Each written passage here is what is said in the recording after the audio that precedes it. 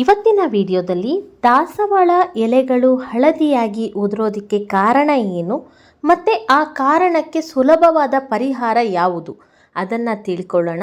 ತುಂಬ ಸುಲಭವಾಗಿ ಮತ್ತು ನಾನು ಬಳಸುವಂತಹ ಪ್ರಾಕ್ಟಿಕಲ್ ಪರಿಹಾರವನ್ನು ನಿಮಗೆ ತಿಳಿಸ್ತೀನಿ. ನಮಸ್ತೆ, ನಾನು ಕೀರ್ತಿ ಚೇತನ್. ನೀವು ನೋಡ್ತಾ ಇದ್ದೀರಾ ನಿಮ್ಮ ಗಾರ್ಡನ್ ಚಾನೆಲ್ ಕೀರ್ತಿ ಚೇತನ್ ಇನ್ ಕನ್ನಡ. ಗಾರ್ಡನ್ನ ಮಾಡುವಾಗ ಸಾಕಷ್ಟು ಸಮಸ್ಯೆಗಳನ್ನು ಫೇಸ್ ಮಾಡ್ತಾ ಇರ್ತೀವಿ. ನಾನು ಬಹಳ ವೆರೈಟಿಯ ಗಿಡಗಳನ್ನು ಬೆಳೆಸ್ತಾ ಇರೋದ್ರಿಂದ ಅವುಗಳಲ್ಲಿ ನಾನು ಫೇಸ್ ಮಾಡ್ತಾ ಇರುವಂತಹ ಸಮಸ್ಯೆಗಳು ಮತ್ತು ಅದಕ್ಕೆ ಪರಿಹಾರವನ್ನು ಈಗ ಬಹಳ ವಿಡಿಯೋ ಮಾಡಿ ಅಪ್ಲೋಡ್ ಮಾಡಿದ್ದೀನಿ ಚಾನೆಲ್ನಲ್ಲಿ. ನಿಮಗೆ ಯಾವುದಾದ್ರೂ ಬೇರೆ ಥರದ ಸಮಸ್ಯೆಗಳು ಇದ್ದರೆ ಗಾರ್ಡನ್ಗೆ ಸಂಬಂಧಪಟ್ಟ ಹಾಗೆ ಒಂದು ಸರ್ತಿ ಚಾನೆಲ್ನ ವಿಸಿಟ್ ಮಾಡಿ ವಿಡಿಯೋಗಳನ್ನು ನೋಡಿ. ಖಂಡಿತವಾಗ್ಲೂ ಎಫೆಕ್ಟಿವ್ ಆಗಿ ವರ್ಕ್ ಆಗುವಂತಹ ಎಷ್ಟೋ ವಿಡಿಯೋಗಳು ಇದೆ, ನಿಮಗೆ ಹೆಲ್ಪ್ಫುಲ್ ಆಗುತ್ತೆ. ಓಕೆ, ಇವತ್ತಿನ ಟಾಪಿಕ್ಕು ದಾಸವಾಳದ ಎಲೆಗಳು ಹಳದಿ ಯಾಕಾಗತ್ತೆ, ಎಷ್ಟು ಕೇರ್ ಮಾಡಿದ್ರೂ ಗೊಬ್ಬರ ಕೊಟ್ಟರೂ ಸಹ ಗಿಡದ ಎಲೆಗಳು ಹಳದಿಯಾಗಿ ಉದುರೋಗ್ತಾ ಇದೆ ಯಾಕೆ ಅನ್ನೋದನ್ನು ತಿಳ್ಕೊಳ್ಳೋಣ. ಮುಖ್ಯವಾಗಿ ದಾಸವಾಳದ ಎಲೆಗಳು ಹಳದಿಯಾಗೋದಕ್ಕೆ 4 ಕಾರಣಗಳಿದೆ. ಆ 4 ಕಾರಣಗಳು ಯಾವುದು, ಅದಕ್ಕೆ ಪರಿಹಾರ ಏನು ಅನ್ನೋದನ್ನು ಈ ವಿಡಿಯೋದಲ್ಲಿ ನಿಮಗೆ ತಿಳಿಸ್ಕೊಡ್ತೀನಿ. ನರ್ಸರಿಯಿಂದ ಚಂದದ ದಾಸವಾಳ ಗಿಡಗಳನ್ನು ತೊಗೊಂಬರ್ತೀವಿ, ಅದರಲ್ಲಿ ತುಂಬ ಮೊಗ್ಗುಗಳಾಗ್ತಾ ಇರುತ್ತೆ. ಆದ್ರೂ ಸಹ ಒಂದು ಕಡೆ ಗಿಡದ ಎಲೆಗಳು ಹಳದಿಯಾಗಿ ಉದುರುತ್ತಾ ಇರುತ್ತೆ. ಇದಕ್ಕೆ ಪ್ರಮುಖವಾಗಿ ಮೊದಲನೇ ಕಾರಣ ನೀರಿನ ವ್ಯತ್ಯಾಸ, ಅಂದರೆ ನೀರು ಹೆಚ್ಚು ಅಥವಾ ಕಡಿಮೆ. ಗಿಡಗಳಿಗೆ ನೀರು ಹೆಚ್ಚಾದ್ರೂ ಸಹ ಪ್ರಾಬ್ಲಮ್ ಆಗುತ್ತೆ, ಕಡಿಮೆ ಆದ್ರೂ ಸಹ ಪ್ರಾಬ್ಲಮ್ ಆಗುತ್ತೆ. ಸುಮ್ಮನೆ ಒಟ್ಟು ಗಿಡಗಳಿಗೆ ನೀರು ಹಾಕುವಕ್ಕಿಂತ ಒಂದು ಸರ್ತಿ ಮಣ್ಣನ್ನು ಚೆಕ್ ಮಾಡಿ ನೋಡ್ತಾ ಇರಿ. ಮಣ್ಣು ಡ್ರೈ ಅನಿಸಿದ್ರೆ ಮಾತ್ರ ನೀರು ಹಾಕಿ. ದಾಸವಾಳ ಗಿಡಗಳಿಗೆ ತೇವಾಂಶ ಇರುವಂತಹ ಮಣ್ಣು ಅವಶ್ಯಕತೆ ಇದೆ. ಹಾಗಂತ ಅತಿಯಾಗಿ ಮಣ್ಣಿನಲ್ಲಿ ನೀರು ನಿಲ್ಲಬಾರ್ದು. ಹೆಚ್ಚು ನೀರು ನಿಂತಾಗ ಸಹ ಎಲೆಗಳು ಹಳದಿಯಾಗಿ ಉದುರೋಗುತ್ತೆ, ಅಥವಾ ಫುಲ್ಲು ಡ್ರೈ ಆದಾಗ ಸಹ ಎಲೆಗಳು ಹಳದಿಯಾಗಿ ಉದುರೋಗುತ್ತೆ. ಹಾಗಾಗಿ ನೀರು ನಿಲ್ತಾ ಇದೆಯಾ ಏನು ಅಂತ ಚೆಕ್ ಮಾಡ್ಕೊಳ್ಳಿ. ಮಣ್ಣು ಡ್ರೈ ಆದಾಗ ಮಾತ್ರ ನೀರು ಹಾಕಿ. ಇನ್ ಕೇಸ್ ನಿಮ್ಮ ಪಾಟಲ್ಲಿ ನೀರು ನಿಲ್ತಾ ಇದ್ದರೆ ಬೇರೆ ಆಪ್ಷನ್ ಇಲ್ಲ, ರೀಪಾಟ್ ಮಾಡಬೇಕಾಗುತ್ತೆ. ಅದೇ ನೀವು ಗ್ರೋ ಬ್ಯಾಗಲ್ಲಿ ಗಿಡವನ್ನು ಬೆಳೆಸ್ತಾ ಇದ್ದರೆ ಈ ರೀತಿ ಊದ್ಬತ್ತಿಯ ಸಹಾಯದಿಂದ ಹೋಲನ್ನು ಮಾಡಿಕೊಂಡು ಎಕ್ಸೆಸ್ ನೀರು ಆ ಗ್ರೋ ಬ್ಯಾಗಲ್ಲಿ ನಿಲ್ತಾ ಇದ್ದರೆ ಅದು ಡ್ರೈನ್ ಔಟ್ ಆಗಿ ಹೋಗುವ ಹಾಗೆ ನೋಡ್ಕೊಳ್ಳಿ. ಯಾವುದೇ ಕಾರಣಕ್ಕೂ ನೀರು ಗಿಡದ ಬುಡದಲ್ಲಿ ನಿಂತ್ಕೋಬಾರ್ದು, ಅದನ್ನು ಕೇರ್ ಮಾಡಿ. ಮೊದಲ ಸಮಸ್ಯೆಗೆ ಪರಿಹಾರ ನಿಮಗಿಲ್ಲೇ ಸಿಕ್ಕೋಗ್ಬಿಡತ್ತೆ. ದಾಸವಾಳದ ಎಲೆ ಹಳದಿ ಆಗೋದಕ್ಕೆ ಅತಿ ಮುಖ್ಯವಾಗಿರುವ ಕಾರಣನೇ ಅತಿ ಹೆಚ್ಚಿನ ನೀರು ಅಥವಾ ಕಡಿಮೆ ನೀರು ಆಲ್ರೆಡಿ ಹೇಳಿರೋ ಹಾಗೆ ಡ್ರೈ ಆದಾಗ ಮಾತ್ರ ಕೊಡಿ. ನೀರು ಜಾಸ್ತಿ ನಿಲ್ತಾ ಇದ್ದರೆ ಡ್ರೈನೇಜ್ ಹೋಲ್ ಚೆಕ್ ಮಾಡಿ. ಓಕೆ, ಈಗ ಎಲೆ ಹಳದಿ ಆಗೋದಕ್ಕೆ ಎರಡನೇ ಕಾರಣ ಏನು ಅಂತ ತಿಳ್ಕೊಳ್ಳೋಣ. ಪೋಷಕಾಂಶಗಳ ಕೊರತೆ. ಮಣ್ಣಿನಲ್ಲಿ ಸಾರಜನಕ ಅಂದರೆ ನೈಟ್ರೋಜನ್ ಮತ್ತು ಕಬ್ಬಿಣಾಂಶ ಅಂದರೆ ಐರನ್ನ ಕೊರತೆ ಇದ್ದಾಗ ಸಹ ಎಲೆಗಳು ಹಳದಿಯಾಗಿ ಉದುರಿ ಹೋಗ್ತಾ ಇರುತ್ತೆ. ಇದು ಎಲೆಗಳು ಹಳದಿಯಾಗಿ ಉದುರಿ ಹೋಗೋದಕ್ಕೆ ಎರಡನೇ ಕಾರಣ ಪೋಷಕಾಂಶಗಳ ಕೊರತೆ. ಸೊ ಯಾವ ರೀತಿ ನಾವು ಅದಕ್ಕೆ ಪರಿಹಾರ ಅಂತ ನೋಡಿದಾಗ ನೈಟ್ರೋಜನ್ ಮತ್ತು ಕಬ್ಬಿಣ ಅಂಶವನ್ನು ಹೇಗೆ ನಾವು ಪೂರೈಕೆ ಮಾಡಬಹುದು, ಅವೆರಡೂ ಅಂಶಗಳು ಇರುವಂತಹ ಗೊಬ್ಬರ ಯಾವುದು ಅಂತ ನೋಡಿದಾಗ ನಮಗೆ ಸಿಕ್ಕಿದ್ದು ವರ್ಮಿ ಕಂಪೋಸ್ಟ್ ಅಂದರೆ ಎರೆಹುಳುಗಳ ಗೊಬ್ಬರ. ನಾನು ಇದನ್ನು ಆನ್ಲೈನಿಂದ ತರಿಸ್ಕೊಂಡಿದ್ದೀನಿ, ಲಿಂಕನ್ನು ಕೆಳಗಡೆ ಕೊಟ್ಟಿರ್ತೀನಿ. ಎರೆಹುಳು ಗೊಬ್ಬರವನ್ನು ನಾನು ಮನೆಯಲ್ಲೂ ಸಹ ತಯಾರಿಸ್ತೀನಿ.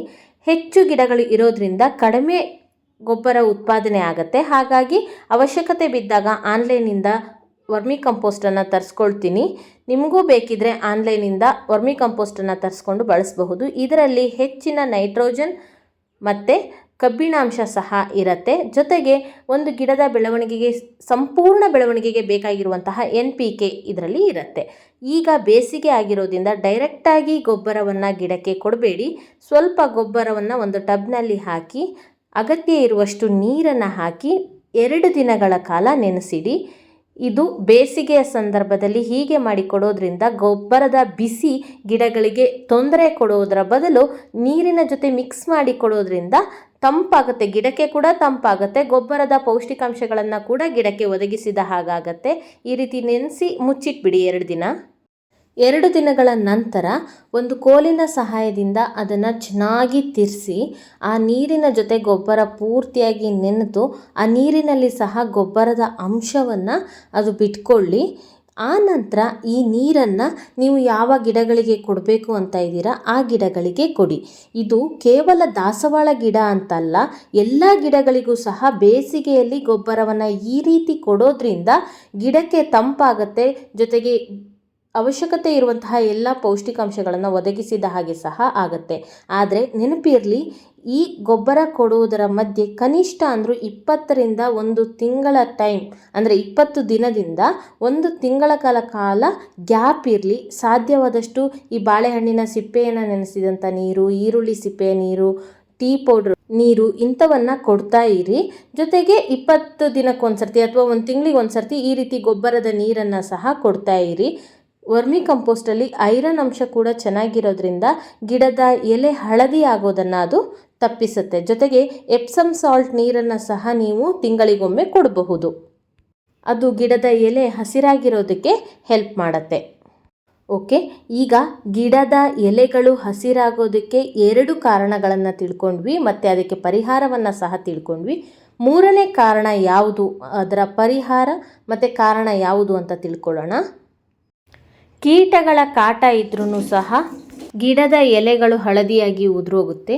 ಈ ಅಫಿಡ್ಸ್ಗಳಂತಹ ಕೀಟಗಳು ಎಲೆಯ ಹಿಂಭಾಗದಲ್ಲಿ ಎಲೆಯ ರಸವನ್ನೆಲ್ಲ ಹೀರಿ ಆ ಎಲೆಗಳು ಹಳದಿಯಾಗಿ ಉದುರು ಹೋಗುತ್ತೆ ಮತ್ತು ಸುರುಳಿ ಸುತ್ತಕೊಳ್ಳೋದು ಆ ರೀತಿ ಎಲ್ಲ ಆಗುತ್ತೆ. ಎಲೆ ಮುರುಟ್ಕೊಳ್ಳುತ್ತಲ್ಲ, ಆ ರೀತಿ ಎಲ್ಲ ಆಗೋದಕ್ಕೆ ಒಂದು ಮುಖ್ಯವಾಗಿರುವಂತಹ ಕಾರಣ ಅಫಿಡ್ಸ್ಗಳು.